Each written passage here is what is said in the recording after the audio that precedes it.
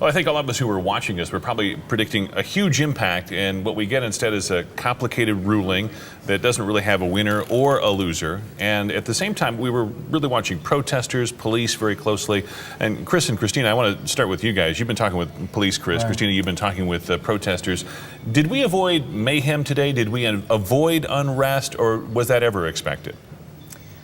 I think the collective feeling amongst that community is just relief.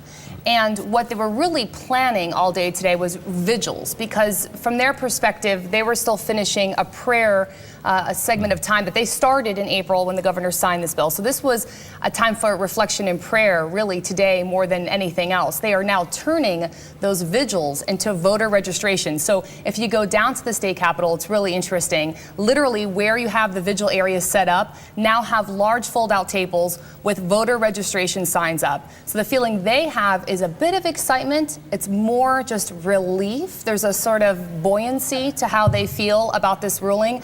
But at the same time, they're very focused. And from their perspective, on Thursday, they've always used the expression, this is only the beginning. And what they meant by that is they had a series of plans. So it was prayer until Thursday. And as of Thursday, they were going to launch into this action phase of recruiting as many people as they can to vote, because their plan is to vote everyone who supported SB1070 out of office. So it's sort of like it jump-started that action plan. You know, as well, though, that the emotions on this run the gamut. It's not just supporters and protesters. There's people on every side. Chris, I know police were preparing for just about anything and trying to be prepared for anything. Well, when you look at the protesters and they're expecting a large number of civil disobedience, and they are thinking there was going to be a large number of arrests, we haven't seen that whatsoever, and we didn't see that. The other angle of all of this is I immediately got on the phone with some of my contacts, and it was really interesting to hear them say that it wasn't so much of they were talking about the ruling, it was that they had to reach out to their entire department to let them know of the ruling, to let them know for the guys that work that shift that come in after midnight, hey, this is no longer effect. So that, for one thing, that's a very tough situation for the police officers, because you're talking about tens of thousands of police officers across state. The other interesting point that one of my contacts in law enforcement brought up is we saw the DVDs that they put out for training. Well, much of those DVDs are now defunct, for lack of a better term, because it's really not going to be, it's really pointless, I guess, is the best word for it at this point. What happens with the protests? Excuse me, what happens with the protests now? I mean, or the demonstrations, I should say. Are they called off, or do they go on? And are they amped up because there's this excitement behind them It's not just that they were demonstrating against this one particular bill. They're demonstrating against a collective feeling that they have that the current people who are in power that lead the state aren't sympathetic to their view. That and this aren't became a day they could rally around, is what you're thinking. It became a catalyst for sort of a movement that had already been going. So for them, this is not over by any stretch. And Kirk, you can actually probably talk to this. It's not over anyway, right? I mean, long run, realistically, does this have an impact down the road, or is it? We all knew it was going to be appealed. We all knew that it's probably going to wind up in the Supreme Court. So in the long run, does it really mean that much? Yeah, that's the question. And, you know, we were talking this morning with some reporters out in D.C. who have said they've talked to federal officials. They've heard from federal officials. ICE doesn't have the capacity to take any more people anyway. So even if Arizona, which they're already sending 25% of the undocumented immigrants to ICE, even if they increase that, ICE wouldn't necessarily be able to handle it. Well, and that was one of the concerns, is 88 minutes was the return time when they were calling into ICE to get some verification information. It's too long, yeah, you can't 88 minutes for a simple traffic stop just to verify that? I mean, it was one of the things Susan Bolton was asking so many questions about in the early proceedings, so we knew that this would be part of it, the part that was struck down. Now you look at it, though, and what's left to the bill?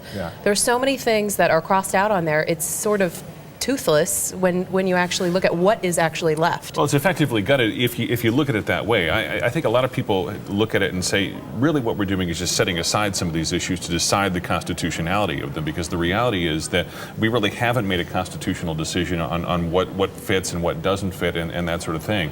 And so I heard one analyst say today that these are items, or these provisions were likely to lose in the constitutional battle. But I don't think a lot of people agree with that. I think a lot of people just say, look, she's setting them aside so that we can hear out the case, it can go through the appeals process, and probably ultimately wind up in the Supreme Court, which is a process that we all agree could take months or even years. Right, just giving it more time, if you will, to take a look at things. Well, what stuck out in y'all's mind, though, whenever it first happened? I'm curious to know, because we haven't even gotten to that point where all of us have been able to almost debrief each other whenever Well, we and all I come think that's together at the end part of a of it. newscast and talk about it. I think that's part of it. I think Yeah. it's still confusing to a lot of people about what can be enforced and what's not going to be enforced and what's allowed and what's not allowed. I mean, you could see some of the confusion just as the decision came down on everybody that was covering it. Okay, what's allowed and what's not, and Yeah. still asking a lot of questions because not everybody has a legal background, and when they look at those things, it's still difficult to understand. And it takes, going to the experts and asking the difficult questions about what is still enforced. Well, I think the heart of the bill, though, is not going to be enforced. I mean, the key Right. provision Absolutely. where they can use reasonable suspicion, ask for somebody's papers, people have to carry papers. Section 2. All of those are on hold, and those have been the ones that have generated the most controversy. And so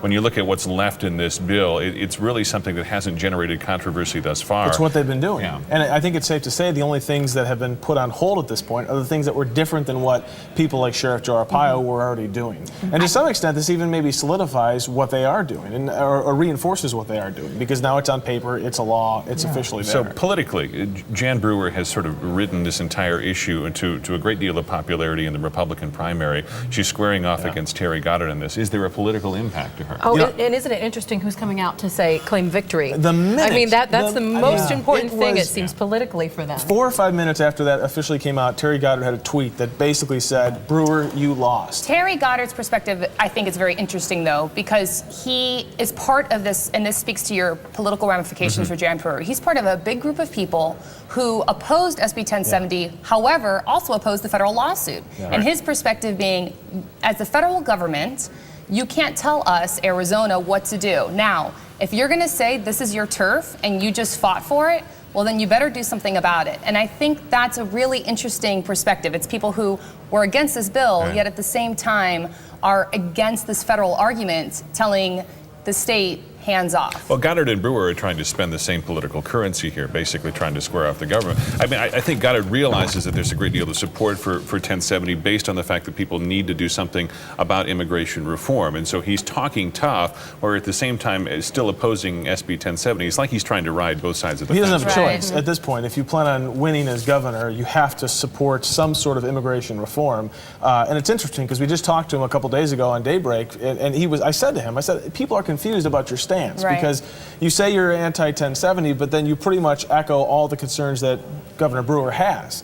And he just doesn't like the bill, but he likes immigration reform. He knows something needs to be He done, just and doesn't he wants think something to this be done. is the I way I to don't go think about Brewer it. really loses any support in all of this either. I mean, I think the people who have supported her have supported 1070. They see her fighting the good fight, whether she wins or loses. Here's the thing that I thought was the most interesting is the fact that we had a ruling today. Because if you all recall, up until yesterday, all the legal experts in town were saying it's not going to happen by Thursday.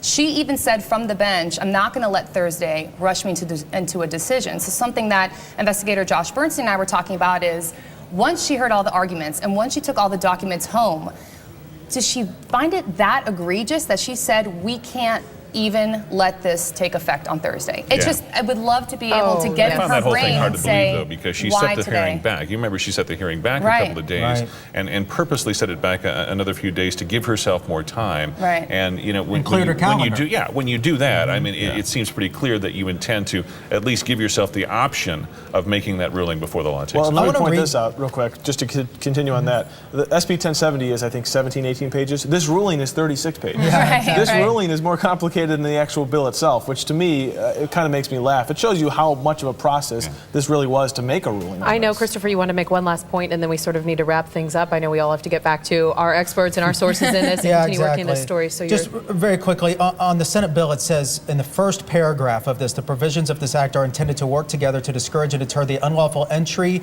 and presence of aliens and economic activity by persons unlawfully present in the United States. You hear that, now go to page 4, what you and I were just talking about, to put you on the spot, and read this. This came No, in the but ruling, and this is have really you. interesting how the two I don't want to steal your contradict thunder. one another. And Steve, I want you to read that after what I just read. It's a right powerful there. line. Yeah, the court also finds the United States is likely to suffer irreparable harm if the court does not preliminarily enjoin enforcement of these sections. And the balance of equities tips favor considering the public interest. So clearly, we'll continue working through all of this. We'll have even more discussions to come and even more on ABC15.com.